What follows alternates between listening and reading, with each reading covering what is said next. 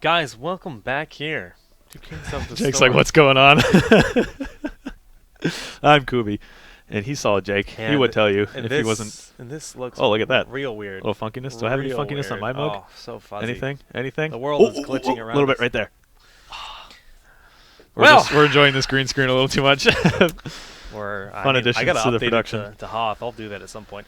Guys, yeah, this is the Kubi Solid Jake, and Yep. we're getting ready here for Cloud9 Vortex versus Barrel Boys. Yes, which you guys just saw in that last series. We saw 2-0 over Wildfire. Pretty close games there. Really fun to watch. Yeah, long series for just a 2-game series. Games, yep. About 25. Both games on Garden of Terror, Yeah, so it's to yeah. be expected, I suppose. So this is now the semifinals of the winners bracket for Kings of the Storm Weekly number 10 here. Of course, we do have a double elim bracket. Most of those games in the losers bracket are going to be best of ones, but we're sort of messing around with the format of the tournament just to give teams extra opportunities to play more, and then it doesn't feel so, I guess, defeating to just go in and, oh, we played against Temple Storm round 1, we're out. So Right. we're just sort of messing around with the format a little bit so new teams can jump in and feel like they get a little bit more practice, more variety against extra teams and stuff. And we'll see. Maybe we'll see someone make an epic run through the losers bracket. That's always a lot of fun to see. Fun stuff. Other addition that we have is, of course, see Steve's in the chat. He's our tournament admin, and he Live has stats. yes, he has added in the live stats. So It's cool. Exclamation mark live stats. Yeah, exclamation point live stats. And, You can actually read all that stuff there. It's like tons of information. I Yeah. actually think he's a wizard because I don't know how He he's getting is a all wizard. this info like on the fly for every single game. He's a one-man army when it comes to running tournaments. And Yeah, he does a very good job of it. And so on top of that, he's running these live stats, which is a lot of fun too. So we can see some of these. I mean, you guys can check it out yourselves, but we have some interesting 100% banned picks. Yeah. Uther is one that's jumping out at me. I wasn't expecting to see that. But the other interesting one, I would guess that Brightwing would have a higher pick ban rate than Yeah. Uther does, but that's actually not the case. It's only 60% for Brightwing. So Well, you guys can check out these interesting facts for yourselves. Hit exclamation mark live stats. There we go. Live bracket. speaking stats. of bracket, we don't actually have a bracket Yeah, for that's- you to show on the screen, but we can actually tell you what has happened, Mhm. and you can check it out at kots.challenge.com/kotsw10. But what we can see here is that Tempo Storm win over Vivid Gaming in round 2. Of course, Vivid Gaming defeated ESV Tempest in round 1. In round 1, Murlocs Inc. win over Vivid Eclipse. Vivid Eclipse is a new squad. I guess another like the second sister team to Vivid Gaming, I assume. Okay. Murlocs Inc. did defeat Evil Geniuses in the second round. And so it then became, now in the winners round 3, the quarterfinals, if you will, we're looking at Tempo Storm versus Murlocs Inc., and we're looking at Barrel Boys versus Vortex, which we will be casting here. 2 huge matches. Yeah, another thing we should mention too is that we do have another stream running. We have Sham2 and Zoya are casting over at, I believe it is Zoya Zoya TV, twitch.tv/Zoya TV. So you guys can check out the other half of the winners bracket. I think right now they're casting Temple Storm versus Murlocs Inc. And I hear there's some Azmodan stomping going on. Yeah, some cool stuff. So I'm pretty excited to catch those VODs. You guys should have both streams up. I think Jake perhaps has posted up the multi-Twitch in the chat a few times. So awesome games going on here today. Meta shifts and a lot of fun stuff. And if they advance to the finals, I hope we get to see more of that Azmodan funness. I'm always excited anytime. I guess it's Globe. And it's Globe of Annihilation and Blackpool. So basically Yeah. the style is you get the level 1 talent where the Globe of Annihilation gets more powerful depending on how many minions you kill with it.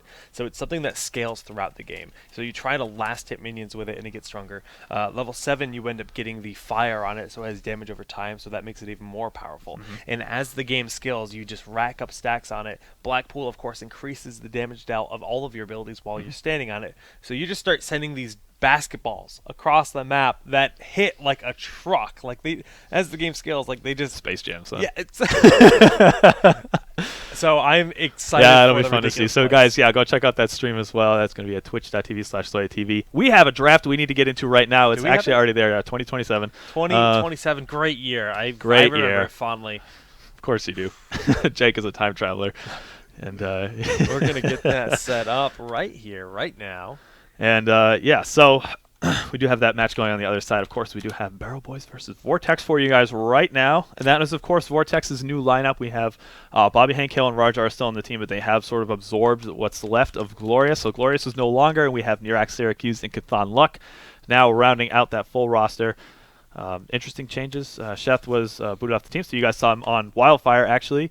And yeah, always interesting to see those types of roster switches. But keep that in mind. This is sort of a new team. Yep.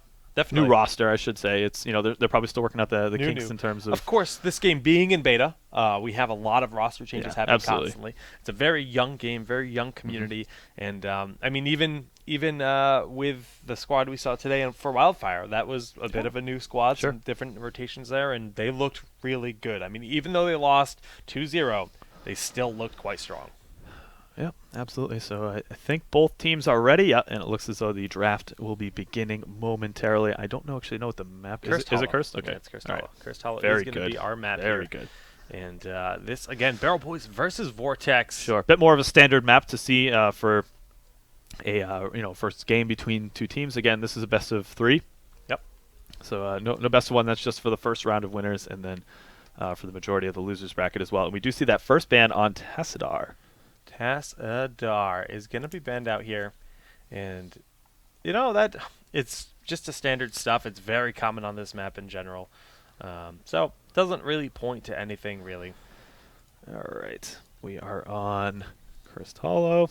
Just making my filling out my notebook here so that when Jake makes ridiculous claims, I can refer back to my notebook here and be like, What "No, a Jake, guy. no, Jake, you were wrong." Thanks for being Kubi. What a co-caster. So prepared. Oh.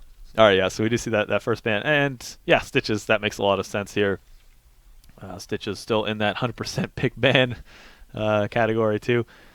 And let's see. Actually, I think Matt sent something, Matt being CS Steve, the admin, he told me that Stitches, when he was grabbed, aside from the last match that we casted, he wasn't picked up until, I think, somewhere between 3rd and 5th pick. Wow. So, I mean, we're talking about, teams have been really opting to get that damage early. And yeah, I didn't even think about this too, but that Kerrigan, we didn't get that respect ban on the Kerrigan, so now McIntyre gets to play his game. He gets to play the pole spiky game. Yeah. That's what it's called. Of course, if you go to local carnival, they always have pole spiky game. That's What? What? Okay. Well, yeah, pole spiky game. Mm-hmm. Can't miss it. And we do see the Vala Zebo pickup from Vortex here. All right, so Tassadar, Stitches, and okay, Vala Nazebo. All right, so that's, again, we were talking about the teams opting to pick up that damage output, especially when Stitches is banned out. Most of the teams weren't really in a rush to grab that warrior. They all seem to, I'm not going to say do the same thing, but there's no comps that are really running double warrior, right? True. So it's rare to see a situation where sometimes Tyrael +1. Yeah, sometimes. But that's about as close as it gets. Yeah, to it's not really making or breaking a lot of the comps. Stitches does. He's somebody who has a huge impact on terms of like how the fight goes. And having Kerrigan Arthas is nice, but there's other ways to get really nice gank combos early on. You could grab Tyrande with Kerrigan, etc., and that's something that we could possibly even see here. So Rhaegar. All right. Keep the Kerrigan alive is probably going to be the name of the game here. One orc boy. The rise of Rhaegar. This is what I'm all about because he is a very powerful hero. Why is he a powerful hero, Jake? Well, there's a lot of cool things that the Gar of the Ray can do. Now, you can, of course, Bloodlust is a viable thing, but it's going to be pretty uncommon. And unless they see an opportunity based on the end of the draft where it's like, okay, they don't have Void Prism, they don't have whatever, we can do whatever the heck we want. That's not going to be the case here, though. This is going to be an Ancestral Healing build. I can pretty much guarantee that because Zeratul is still on the table, and unless they pick him up for themselves, Vortex would just grab him almost guaranteed as their final pick. So this is going to be an Ancestral Healing style to keep Kerrigan alive. We've seen this in the past. You mentioned it. You got this Odin with a second health bar as it is. And I actually like the idea of both ETC or Muradin. They both work really well as the tank. ETC Tyrande? Do I like Tyrande here? I do. Since Tassadar is banned out, Tyrande makes a lot of sense. Having a secondary support is nice, but it's not even necessary. Rhaegar, his chain heal might not have as much burst healing, but with Healing Ward being back in the meta, being a very strong talent, gets that sustain with that. But yeah, no, Tyrande is totally, we talk about Tyrande Kerrigan. We've seen it time and time again. Very powerful comp. There's the ETC. 50% for I need one more. 50%. We're going to Vegas when we get this one. Now, Tyrande makes sense because she has great damage output. She has additional sustain to help with that team, keeping it alive. And you pair that with just the Primal Grasp combo out of Kerrigan, and you just throw that Lunar Flare in, and it's just boom, bam, boom. Gives you a strong early game, strong ability to eliminate targets late game. And Nazebo. And Nazebo stunned for Nazebo. So Hammer. Okay. Curse Hollow. Okay, I'm okay with this. I mean, damage output. They're opting to just have greater damage output, and it's interesting for sure. And I'm sure they considered it, but there's the Zeratul pickup that I said was totally going to be an option for Vortex. Sure. Yeah. So no surprise there. The two lobbies are pretty much set up, I believe. And Kubi, you're taking some notes. As I'm leaning completely off camera for you guys. All right. So, well, there's a lot to talk about here, huh? Let me just swap over this monitor, and we can get into that. All right. So Zeratul. Yeah, I mean, the Zeratul Uther combo is always it's a really nice pickup to have, and that can help you to set up for Ravenous Spirit as well if you catch a couple people in there. Let me see Syracuse on the. Oh no, you guys don't see it, but he's got that nice heroic master skin, sweet colors. Real quick, I just love it. Oh, that's a heroic skin for Uther too. It is. I mean, and Vala, Bobby Hank Hill. Come on. Step your game up. Now, of course, you can't see the hammer. Kubi has no idea what skin the hammer's rocking, and that's probably ruining your day right now. Yeah, actually, it kind of is. They'll fix that bug someday. Someday, Blizzard. I need to click. Who? What are you trying to do? I wanted to see who. I wanted to see the hammer. All right, we'll find out. We'll find out who's playing. It's Trummel. No, I know who it is. I wanted to see the skin. There's no way to find out. You could ask them. I was gonna see if he had level 10 hammer, and then of course if you have level 10 hammer, you're absolutely going for that third tint on the so? Yeah, absolutely. So? Maybe people like the vanilla white tint. No maybe no it's one likes that color. Maybe I like that tint. No, you don't. Just in denial. Okay. Just in denial. Good to know. I actually don't know my own feelings in terms of preference. Very good. Well, we are ready to roll. The players seem to be ready, and this is going to be game number 1. On which map is it? It's Curse Hollow. Which map we? Yeah. All right. So hammer on this map. It's always. I'm warming up to it a little bit, but it does sort of leave you with some mobility issues, and we've talked about this time and time again. Yeah. That's why she's so good on Dragonshire and sometimes like even Sky Temple or something, because there's a lot of situations where you can just chill where you are. You don't need to have that mount to run all the way across the map to get somewhere. Do you think that the thrusters instead of first aid is a worthy pickup as a result of that situation on this map? Okay.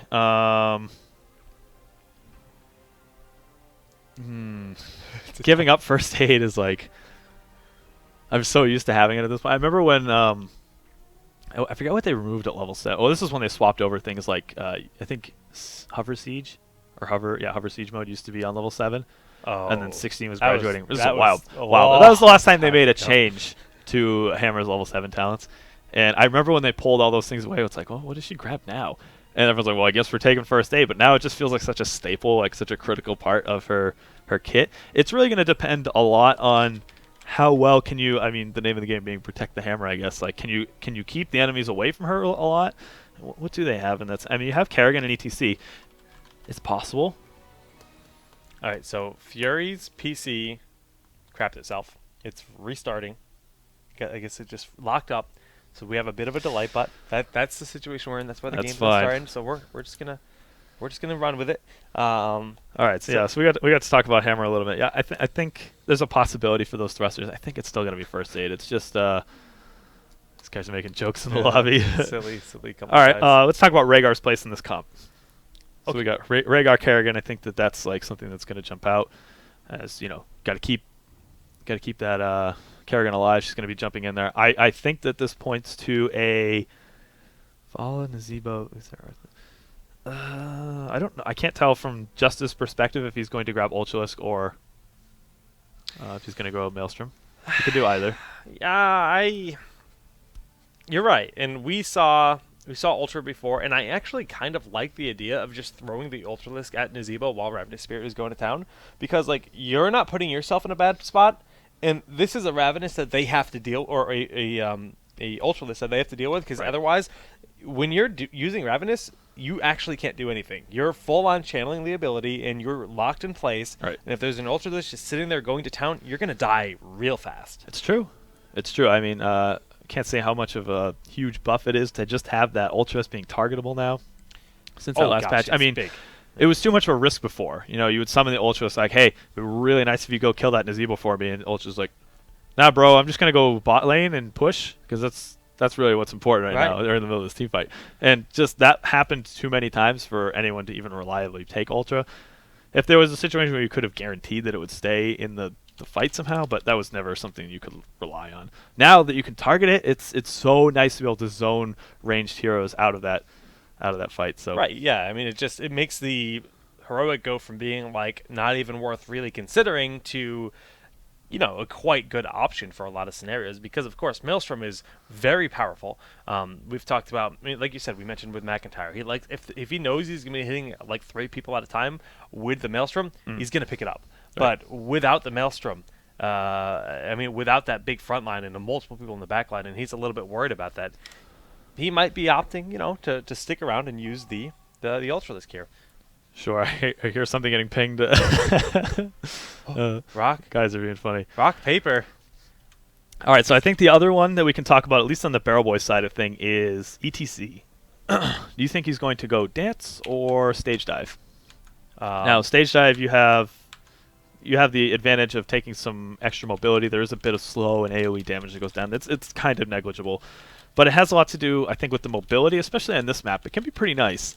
And there's a lot of situations where you can, push and take the bottom boss on your side of the map, and then if you see that they're rotating, pushing up top, like you can get up there almost instantaneously, right? So having that extra mobility is nice. Now, what do they have on Cloud9 Vortex's side of things to interrupt?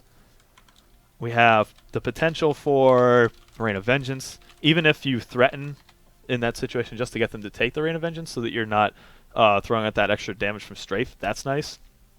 Uther could get in there kind of with Hammer of Justice if he gets close enough. That could be risky. Yep. And that's really it. Oh. I think things are kind of pointing towards dance. There's a lot of opportunities here for him to get a good chunk of value out of it. So we're getting a lot of weird messages right now. I don't even know what's happening, I'll be honest. As far as we can tell, we're still waiting for was it Ferry? His computer has crashed at this point. We thought we were on bio break, but that is not the case. Or maybe both. Who knows? So, we gotta hold out for just a little bit more. Computer crashes happen. That's the esports life here. Yep. It's kind of like maybe your cleats explode while you're playing some foosball, and what? Did I miss the first half of your sentence there? No. Nope. Knowing Jake, probably not. Nope. Just I know what foosball tangents. is. Yep. I know it's the tabletop game, but I wear my cleats. I got to get it in the zone when I'm playing. I don't go outdoors. That's ridiculous. I wear my cleats. I go into my parents' basement. I get at my foosball table. If my cleat breaks, I need to fix it, and I gotta take a moment to repair it. Do you have like a headband that you wear, like a nice like white headband, and get Yeah, it's got the standard, right? You're looking at me. It was like either no way I do that, or obviously that's standard. Why would I not?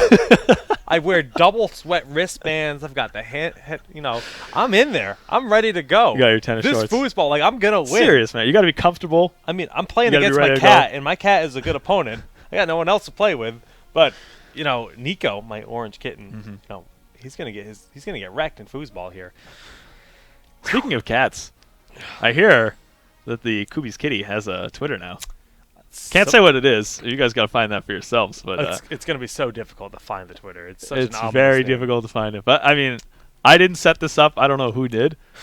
It only follows one guy, though. Well, I mean that's standard. I'm the one who was so generous to take the cat in. I mean, anything else would be disrespectful, right? Who else would have set it up other than Kubi's kitty?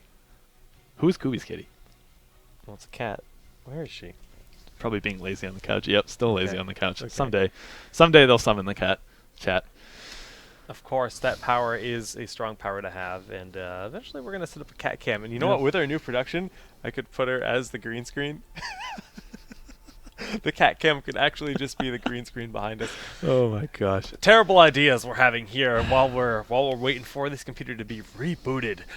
Kubi, what'd you have for breakfast today? I had 5 eggs and 3 pieces of toast with cheese. Holy crap! Yeah, I was kind of hungry. Don't judge me, stream. Now that would actually kill me. Yeah, that's true. I'm egg intolerant, and I would actually be such a shame, man. Probably just on the ground right now, just gone. Nope, not gonna eat that. Did you get sent any egg pictures today? Yeah, I did. It's Mr. Saint Snorlax Wax Angel. You got some. You have some really nice. He sent me a picture of nice fans. It was like an omelet tucked in. It was like a little bear made of rice tucked into an egg omelet. It Sounds delicious. Yeah, it was really cute. Look at that. Oh, I can't show it to the stream easily, so you'll have to go. I'll retweet it. I'll retweet it here if you guys wanna see this. He says, "What's up with the Lost Vikings?" And then it's just a picture of it was a bait. It was a bait, and that's what he always does. He gotcha. You can check my Twitter. I like the little piece of cheese that's his pillow. It's nice. It's not really on it though. What did he? All right, whatever. They can't see that. We can't commentate on this. Wow, they can check the Twitter. Hey, Fury's gotten back into the game. Yes. How exciting. So perhaps we'll have a game to commentate for you guys somebody soon. mail him a new PC because it took 14 years to reboot. It's actually running on not solid state, boys. External hard drive. Yeah. USB 2.0. Them speeds are blazing fast. All right, well, he is back in the game, and we are ready to rock and roll for your game one, Cursed Hollow, between our two teams, the Barrel Boys and Cloud9 Vortex. Kubi, are you excited? Yeah, I'm excited now that we're getting back into this. I mean, bit of a delay there, but no problem, because we got some Heroes of the Storm to watch. Oh yeah, we do. And again, Cursed Hollow is going to be our game. Hopefully the overlay is correct. I think I did it. That's all, boys. Maybe I'll be introducing the teams for both sides. That's the life we live. That is like this. Oh, Cursed Hollow. Yeah, I'm going to be paying attention to Hammer. I'm trying to keep an eye on her position throughout the game, and just to see if there's any situations where it's like, wow, okay, this fight would be pretty nice for Barrel Boys right now, but the Hammer is lagging behind a ridiculous amount, trying to get up to this tribute or whatever the case may be. If I don't see too much of that, perhaps I will begin to change my mind about whether Hammer should be picked on this map. Aside from those mobility issues, though, she's a great pickup to have on any team. Yeah. Gets the extra knockback on those mines at level 13 and then more mines at 16. It's just a lot of control over the team fight. It applies some slow, just quick interrupts that are super annoying to get past. It's just incredibly good for zoning. So, I mean, all of those things, plus the Napalm Strike, those are great for zoning out tributes. So yeah, I mean, just in general, like the power of Hammer when it comes to those fights, like the way the map is designed around most of the tribute spawns, she's got her kit is amazing for those kind of fights. It's just getting to them in a timely manner. That's kind of the issue with it. But right. let us introduce our teams. Let's do that on the blue side. For Barrel Boys, we have McIntyre on Kerrigan. Blinks is going to be playing Raynor. Fan on Tychus. Trumbull is going to be on Sergeant Hammer, and Curse Fairy is going to be on ETC. And on the side of Cloud9 Vortex, we have our new squad here with Nirek playing as Uther, Bobby Hankill on Zeratul, Syracuse on Nazebo, and they're waiting here to body block some minions. We see that we have Cathanlok playing as Vala and Arthas played by Rajar. All members opting to play and hang out with their minion dudes, keeping them on their side of the map. This is something that they always like to lean towards doing. Yep. Absolutely. So I'm looking over the talents for the level 1 for everybody here, and I'm not seeing anything interesting. Nothing. Nothing at all. We do have that healing totem for Rhaegar. That's, I think, it's a pretty standard pickup. I mean, multi-shot build from Vala. I guess block. I mean, that seems to have always been like the Vortex. Look at that gross Hammer skin. Yeah, I was waiting. I was just waiting for him to be upset. You know, that only means that he just hasn't hit level 10 with Hammer yet, because it's just logical that you would grab the third tent on the Master skin. Everyone should do it.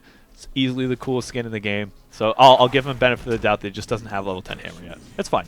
It's fine. It's fine. Other thing I wanted to talk about before we get into what's happening in this game is Bobby Hankill and Rajar kind of have switched roles a little bit.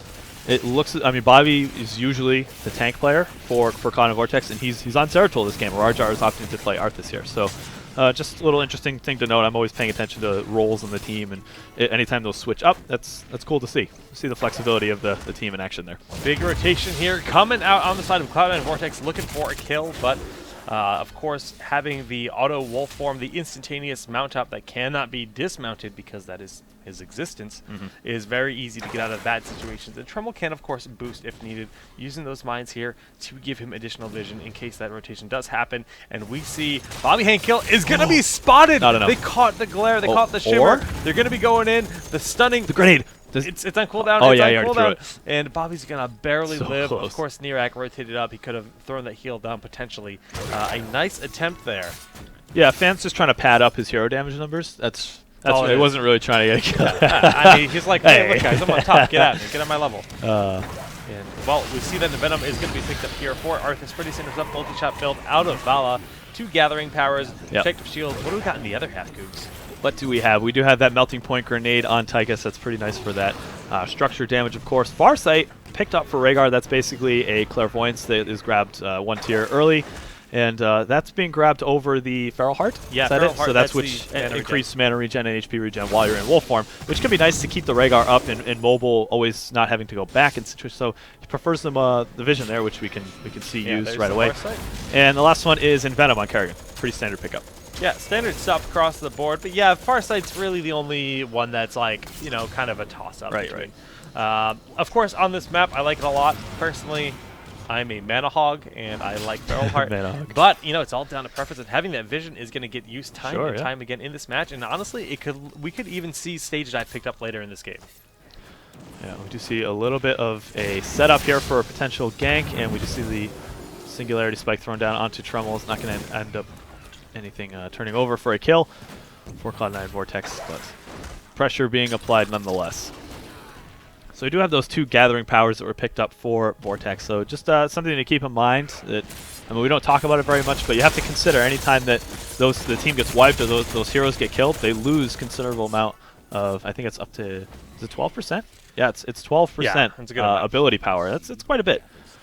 So something to keep in mind that even though they die, of course that's a big disadvantage. They're also losing that ability power, which I mean those heroes are very reliant on. They do a lot of burst damage. So.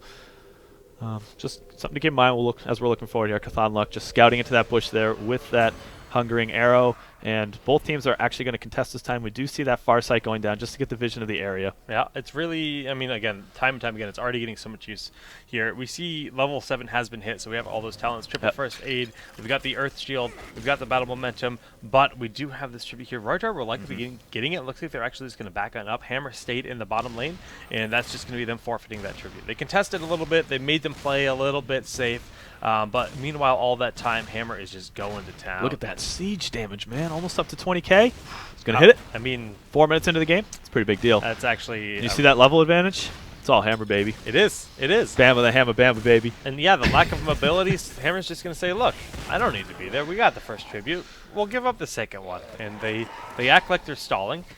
They take a nice level advantage. And by the next tribute, they should be able to hit level 10. I like the fact that Hammer is actually rotating up. He's pretty much gotten all the usefulness that they're going to get out of the siege pushing here. So why not rotate up and take this tower, continue just to make use of this extra damage that Trumbo is going to be getting out of activating siege mode onto those structures. So nicely done. And level 10, oh, they are so close. Taking out those 2 towers, they are getting very close here. Thunlock looking to pressure them back. Tribute spawning in the bottom. Are they going to get it in time? It's really important for this fight that they have 10 if they want to try to zone them out. There it is. Okay. So yeah, I mean, Vortex wasn't even going to risk the fact that that was a possibility. And we do see that mosh pit grabbed from ETC there, Napalm Strike. Yeah, Ultralisk is grabbed. I mean, there's some good targets for it there. Absolutely, you could throw it onto the Vala or the Nazebo, as you were mentioning before. So I could have seen him grabbing either of those heroics there. And of course, the Ancestral Healing. It's been some time since we've seen the Bloodlust, but Ancestral Healing is always a solid choice for the Rhaegar. Big aggression here. Got a Curse Fury in the front line, just looking to try to get someone knocked back. Doesn't find what he's looking for, and he's going to be rotating away. Rhaegar is getting aggressed on here by Syracuse. Oh, that's a nice wall. Yeah, it's not going to be get enough, out, though. Close call there for Blinks, but yeah, he does manage to get out. Such mobility on that Wolf. Of course, he can tap. There's no channel time, of course, and you can't hit him out of that mount. So always a very slippery hero to try and chase down. And we do have level 10 just grabbed for Cloud9 Vortex here. Of course, we have that Divine Storm, Ravenous Spirit, Strafe, Void Prison, and Army of the Dead. Those are all the pretty standard picks for those heroes. Standard and terrifying. Absolutely terrifying. So I mean, both these teams have a pretty nice assortment of heroics here for both sides. Nice cleanse going down there. And well, Nirak is getting beat on by this Ultralisk. It's just kind of going to town. They're actually using it to back it up here, switching the target to Syracuse, putting their aggression on here. That the grenade knocking him back, and of course the Envenom coming out of McIntyre's Kerrigan, picking up a kill and a curse. Yeah, Ultra did some real serious work there in that last fight, zoning out the rest of the team. They couldn't, of course, go down that far alley, otherwise they're going to take too much damage from Ultralisk. And the close alleys just, they don't have vision of that area, so it's like you don't really want to funnel the entire team minus Syracuse down that lane, right? So they ended up just, hey, we'll just play it safe, we'll just defend this curse. And they're pushing real heavy. Are they going to go for this keep? Yeah, it looks like they are. I mean, they do have the curse on their side, but this boss is being picked up here by Vortex. They're playing the risk here. Picking up this boss is very good, but still, even knocking down this wall and getting some damage on this keep, They're there's going no for mule it. available. They're going for it. Yeah, they are, and they have, you know, all their heroics available just about. I mean, Okay, the Void Person goes down. This is a pretty nice setup here. okay, there's the Odin. Like you said, big divines from out of Nirak. McIntyre getting burned down really quickly. Ancestral Healing was just a little bit too late. That puts it on cooldown. Rhaegar is going to fall as well. A nice dance, but that Ravenous Spirit is just going completely uncontested. It just kind of went to town on them, and they are in full-on retreat mode here. I was surprised when I saw Trummel staying. I was like, whoa, whoa, buddy. Like, the rest of your team is getting annihilated here, but I didn't quite catch the dance. They actually had 3 people in there, so they were able to sort of even things out a little bit. They did get the pickup on Arthas, so it was a 2-for-1 trade. Absolutely in Vortex's favor there, and they have this golem pushing top, so it was pretty smart for them to try to chase out that fight in this situation, and this is going to help them catch up quite a bit in terms of experience. They're going to get level 13 off of this fort killed, and that should help to bring them back in this game. I mean, they did get all 3 forts via that curse, since they were so busy taking that boss, and then hearthing back and defending. Oh, no. I mean, there's no mule available. It's going to die really soon. Yeah, Vala's actually making her way right over. She's just going to throw one multi-shot. Hand is gone. And okay, so it looks as though Barrel Boys are going to try to take this bottom boss. No, they're not. They actually catch Rajar out of position here. And Rajar is going to get riggedy wrecked as the entire team is just going to blow him up. This is going to signal a nice free boss pickup, as that is 4 members down. Void Prison is available in 15 Yeah, should seconds. they go for a steal, you think? I mean, I think it's worth it, especially Bobby with Hank he's in the area. Yeah, he's looking. Are they aware? They've got this full siege. Oh, there's the clairvoyance. So beautiful. That's the other power of it here. You throw down the far sight. And that's something I didn't even consider. Sure, yeah, it's a nice way to get yourself a little bit of safety against those boss steals that Zeratul is, you know, we don't see it very often, but the threat's always there. And you can see anytime a team that's opposing Zeratul is up against that situation, they play very hesitantly. You see people going out scouting. Yeah, they're poking around a little bit, just like, do I see the shimmer? We can't afford to lose this boss here. Like, we invested so much time into it, and then they get it. Like, that's such a huge swing. So it was good of them to pick up Farsight in that situation. And they're going to be pushing here. What do we need to see Vortex doing differently to try to get back into this game here? I mean, they have all the heroics available. The big Void Prison Ravenous Spirit can definitely work for them. They had a good team fight at this keep last time, but this keep has fallen very quickly, already at half health, having a boss wailing away at it. Gonna be hard to keep it alive, and they're just backing on up, and rightfully so.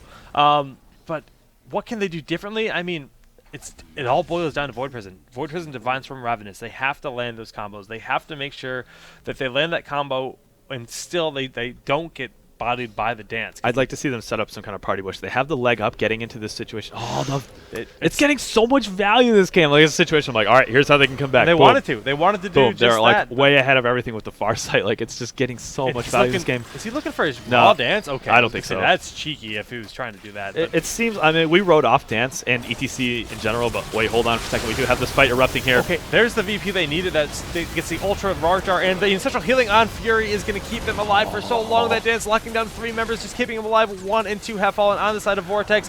I mean, Barrel Boys are looking unbeatable with this kind of composition. I mean, that dance so strong. Divine Storm coming out of the Ghost of Uther just to stall them out. The grenade going out, hitting nothing. And they are in full-on retreat, but here comes McIntyre from the side. Nice vault there. Not getting the target he wants, but Nazebo is going to fall, but that's still 3 down.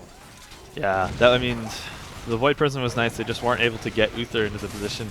And that dance, along with the Ancestral Healing, they just couldn't kill ETC together. They didn't have the knockback available.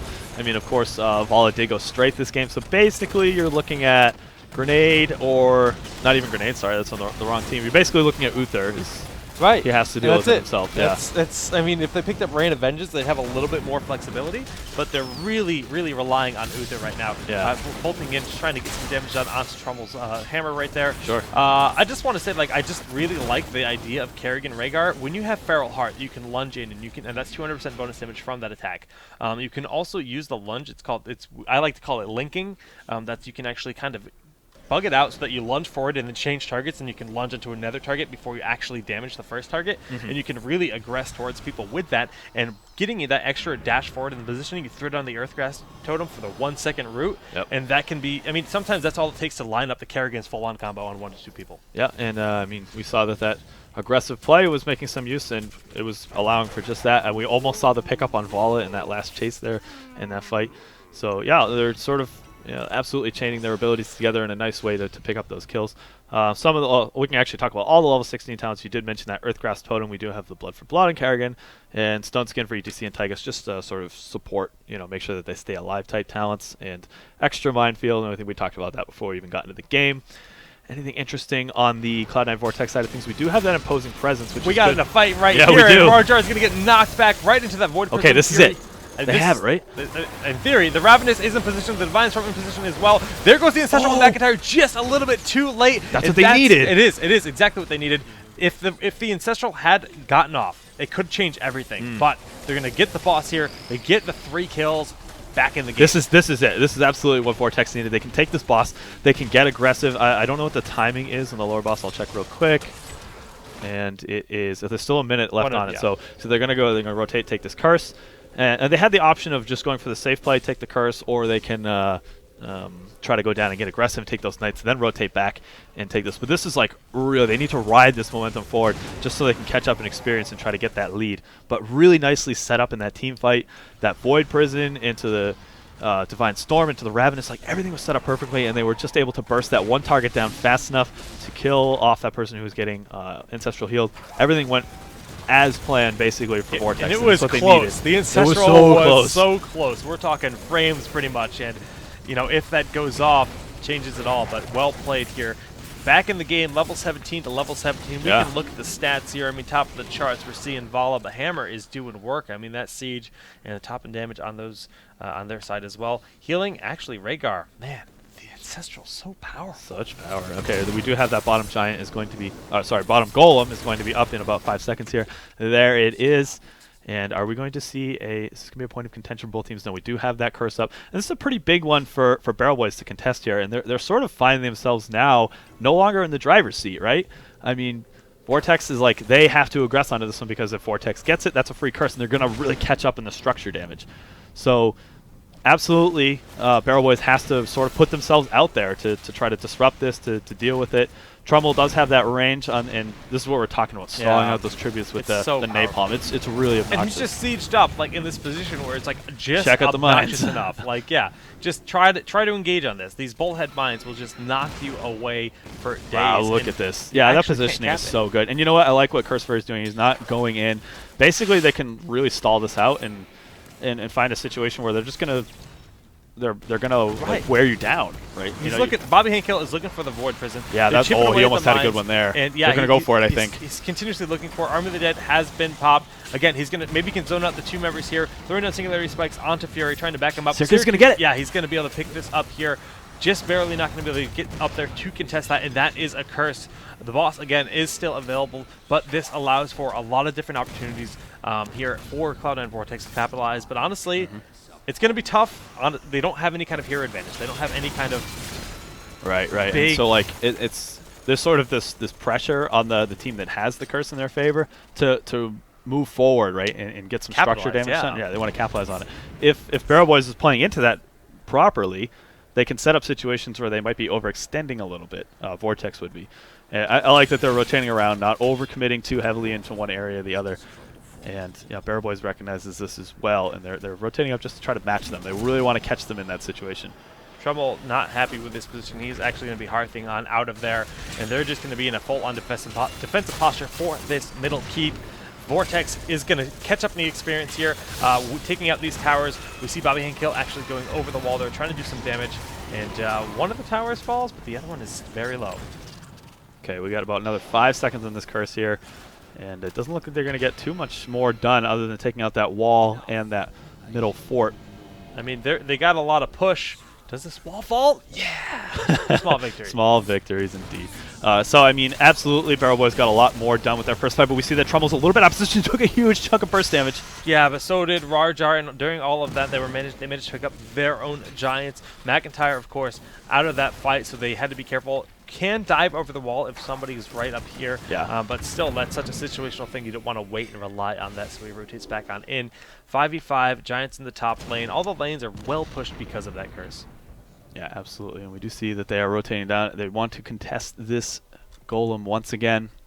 Farsight doing work, giving them some scouting ideas as to where Vortex is, and they're committing to it. And is this going to be like a Sky Temple type situation where they commit too hard and, wow, everyone dodges the Howling Blast? Well, I mean, they're really just kind of feeling each other out here. We got some spiders here as scouts. They're looking over. They find a wolf. They find a cow. I don't know if they like either of those things. They're just kind of nibbling away. The goal is being contested by Feral Boys and Vortex. Back up already? Well, they're being That's so cool that it's so low. That thing. Yeah. It's really short. I mean, what is it, 30 seconds? Yeah, it is 30 seconds. Yeah, so I mean, Farsight is such a powerful talent to have. It gives you constant awareness of your enemy team, and especially when you have to worry about a selfie. Yeah. The extra presence there. I don't think either team can take a golem, and they keep trying to whack away at this to force a team fight. Yeah. Their intention isn't really to try to kill it, it's to just try to push them out of position, and that's not what's happening. The Void Prism is always going to be a threat. We might see a blink in if the opportunity is there. This is a nice choke point. They could try to throw it down. Rardar taking a lot of damage. Not going to pop Army. He's being very conservative with that. And again, the Farsight, giving them complete vision of the enemy team. I've never seen two teams like stall for so long in like the late game it's over just this one boss here. But now the curse has, or the tribute has popped up here, and it's going to be a good shift of focus for both teams. But in this case, Vortex definitely has the positioning advantage, and we're actually going to see. Oh, but Zeratul, is he gonna get the steal on it? He's definitely poking around, and we can see the pings going down. Like, hey, wait a minute! Don't do anything too cheeky here. We can't afford to lose this golem here. We're basically giving up. Oh my God! Is he gonna do it? Is he gonna do it? Is he gonna do it?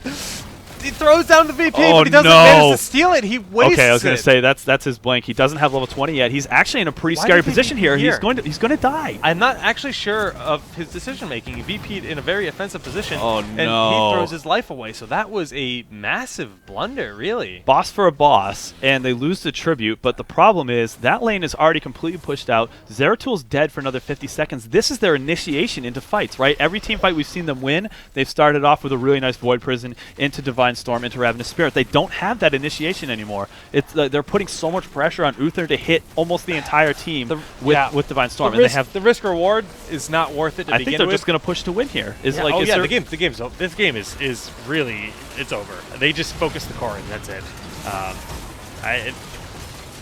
Mistakes were made. Yeah, unfortunately, Bobby Hank Hill's play that I get what he was going for. Just the timing was just a little bit off. Unfortunately, I mean.